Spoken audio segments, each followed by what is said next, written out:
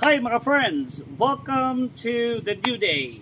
So we are here in one of the tourist attractions in Tukuran sa mga resort, particularly in Barangay Sugod. So nata diri Eco Park.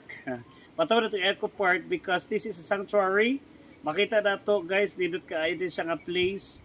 Unahan ini makita na to ang mga na beach dito, dayon daghan siya mangroves. At the same time, we can also see right there lots of cottages. No? So, dito kay pamation kay kalma kaayo, nata sila alam sa kahoy, dahil oxygen, mag-chill-chill ta. So, dito kay diri guys, diri sukura sa mga resort, sugod at tukuran sa mga resort. So, this is an eco park. Why? Because we support biodiversity. So, this is used to be sanctuary sa mga isda before sila maato sa dagat. So, nice kaayo kay ang ato ang local government o barangay of Sugod nagbuhat sila effort aron maka-preserve sa ato ang natural resources, particularly ato mga fishes.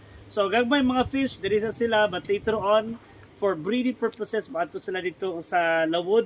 So nindot kayo. So let's try to stroll around this beautiful place right here.